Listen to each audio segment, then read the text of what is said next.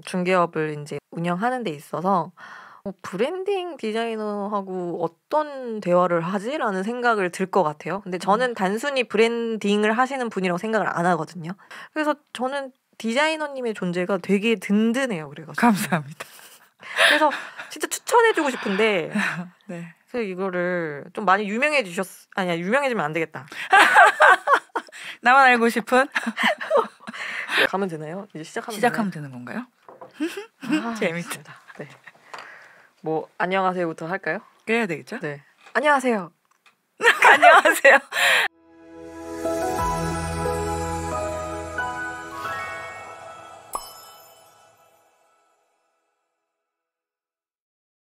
안녕하세요. 안녕하세요. 디자이너님. 네. 드디어 저희가 연말 되기 전에 저의 약간 수건이었습니다. 그렇습니다. 오늘의 자리가 되게 수건이었어요. 네, 그렇습니다. 그러니까 지금 여기 세트장도 제가 싹 빌려가지고 깜짝 놀랐잖아요. 저 신경 많이 썼습니다. 그러니까. 왜 그러냐면 좀 그래야 될 거라고 생각을 했어요. 디자이너님은 제가 애정하는 분이기 때문에. 어떡해. 그래서 다른 데서 하고 싶지 않았어요. 좀 네. 여기 너무 세트장 너무 좋고. 네, 그러니까요. 좋은 데서 좋은 인터뷰 할 수 있어서 미터뷰 오늘 네. 몇 번째죠 이게 지금 모르겠습니다. 저는 모릅니다. 네, 저도 이제 어느새 까먹긴 했는데 네. 일단은 제가 연말에 그래도 이렇게 디자이너님과 미터뷰를 네. 할 수 있어서 네. 너무 기뻐요. 와, 네. 감사합니다. 다시 돌아온 유튜브 촬영에 있어서도 네. 초창기의 초심으로 다시 임하면서 디자이너님과 함께 해서 너무 반갑습니다. 지금 디자이너님이라고 하는데 이게 뭐 하시는 분일까라는 생각을 할 것 같아요. 네. 그럼 제 소개를 안 했네요. 네. 안녕하십니까. 저는 그 브랜드 커뮤니케이션 디자이너 차승연이라고 하고요. 네. 네. 그렇습니다. 미들 그 부동산 브랜드 디자인을 해드리면서 우리 최연아 대표님하고는 이제 인연이 시작이 되었죠. 그렇죠. 네. 작년인가요? 재작년? 그러니까 제가 2년 됐으니까 만난 건 여름이었던 게 확실한데 1년 반 정도 된 것 같아요. 저희 지금 이런 큐카드 디자인이라든지 맞아요. 네네. 저희 이런 사원증 뭐 여러 가지들 밋인더 미들 이 프레이즈라든지 모든 거를 다 브랜딩 해주신 디자이너입니다. 그래서 아무래도 각별해요. 왜냐하면 미들 부동산을 제일 이해를 많이 해주시고 미들 부동산의 컨셉이나 방향, 목표 이런 거를 제일 이해를 많이 해주시고 그리고 제가 오히려 또 참고 삼아서 디자이너님께 제가 사업적으로 고민이 있을 때 문을 두드리죠. 디자이너님 잘 지내시나요? 제가 요즘 고민이 있습니다. 맞아요. 제가 사실 듣고 싶은 말은 있는데 제가 듣고 싶은 얘기를 항상 해주셔가지고 답정너긴 하지만 어쨌든 되게 힘이 돼주시는 분이죠. 맞아요. 항상 답은 가지고 계시는데 점검차 연락을 주신다는 게 느껴져요. 그렇죠. 항상 그렇게 끝나잖아요. 제가 그 말을 듣고 싶어서 연락을 했습니다라고. 그래서 짧게 본인이 하시는 일을 한번 얘기를 해주신다면? 네. 참 설명이 짧게 하기가 어려운 부분이긴 한데 나중에 디테일하게 또 노력을 들어가겠지만 해보겠습니다.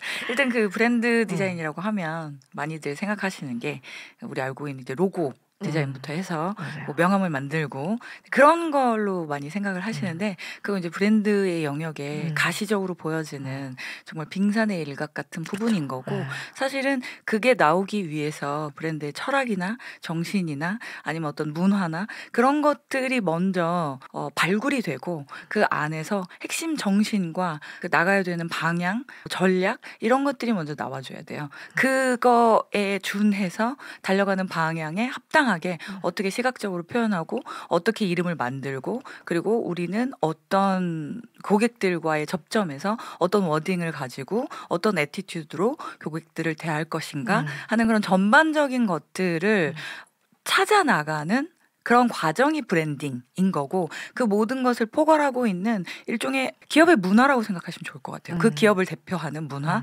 그걸 만들어가는 과정이 브랜딩이고 그 기업만의 독특한 어떤 정체성이라고 보통 얘기를 하잖아요.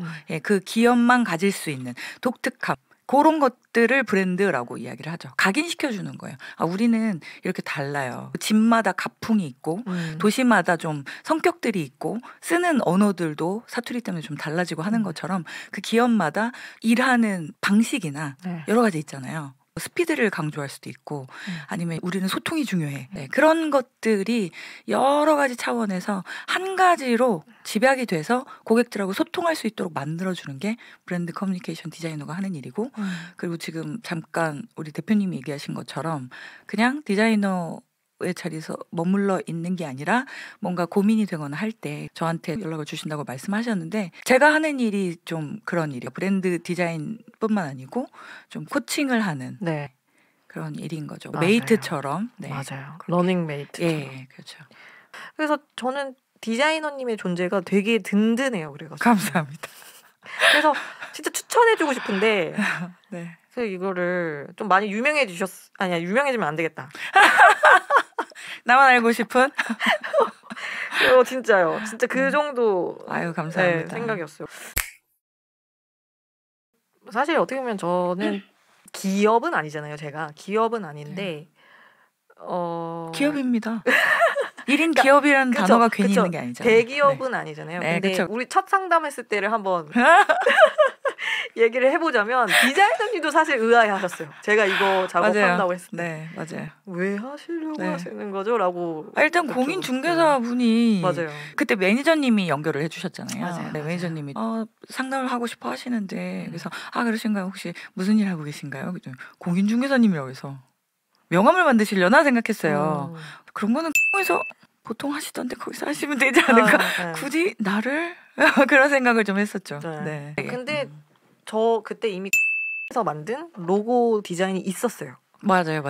근데 이제 그때 당시에 그러니까 뭐라고 설명을 못 하겠는데 마음에 안 들고 마음에 안 차고 사실 처음에 시작할 때 이제 짧게는 3개월, 6개월 보고 안 되면 접어버리겠다. 하지만 그렇다고 해서 금방 하고 말 거를 생각한 건 아니었거든요. 맞아요. 제가 일단 뭔가 시작을 하면 여담이지만 그 사진 동호회를 지금 같이 또 운영하고 있잖아요. 지금 오래 하고 계세요. 네, 오래 하고 있단 말이에요. 10년 됐나요? 거의 10년 돼가지고 8년 차인데 제가 그런 경험 때문에 뭔가 하라고 해도 1, 2년 하고 말 거 이런 거는 제 성격하고 이제 안 맞는 거죠. 그래서 길게 갈 건데 이 로고로 내가 계속 이거를 갈 수가 있을까라는 그 알 수 없는 그 알 수 없는 의구심이 들었어요. 그리고 그 브랜딩을 디자인해 주시는 분이니까 이거에 대한 어떤 뭐 명확한 해답은 아니더라도 조금 상담을 통해서 내가 좀 그런 걸 찾아볼 수 있지 않을까? 내가 이런 걸 잘 모르니까 모르지만 또 이쁜 건 좋아하고 구색을 맞추는 거에 대해서 내 스스로 전문가가 아니잖아요. 저는 그래서 한계가 있는 것 같고 근데 디자이너님하고 첫 상담을 했을 때 그때는 그냥 되게 러프했죠. 우리 상담이. 왜 맞아요. 하시려고 하세요? 그리고 맞아요. 제가 뭐 하는 사람인지 그리고 중개를 어떤 식으로 하시는지 그때 저에 대한 이미지가 그래도 나쁘지 않아 보이셨어요. 재밌었어요. 되게 신선했어요. 네.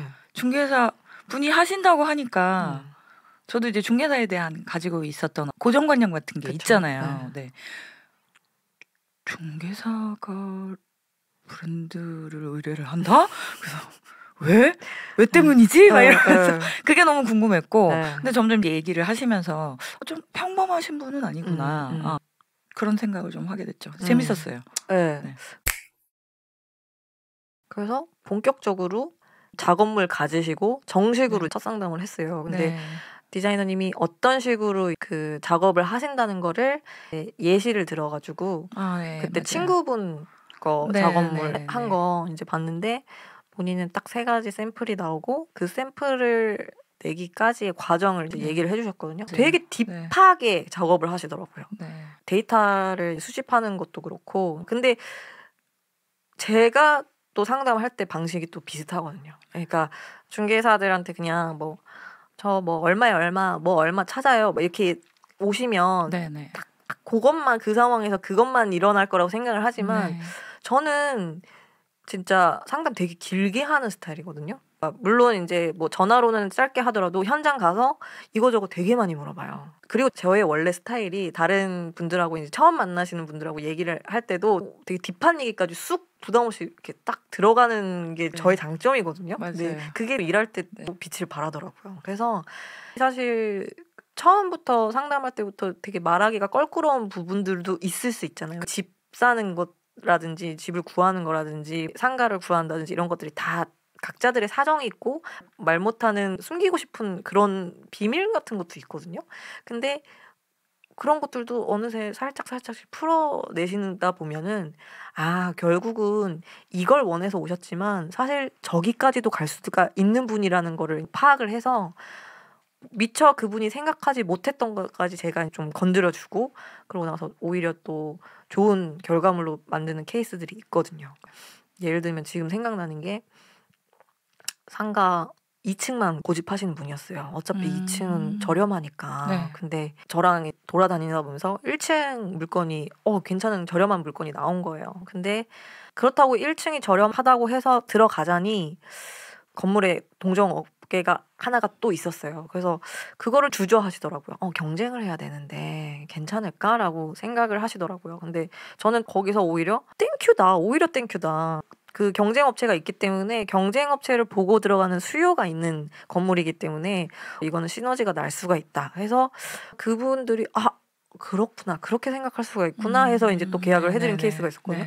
그런 식으로 이제 딥한 상담을 하다 보면 이런 식으로 결과물이 좋게 도출이 됐을 때 너무 희열을 느끼죠. 그래서 디자이너님이 하시는 방식도 그렇고 내면의 내밀한 것들을 들여다봐 주시는 것 같았어요.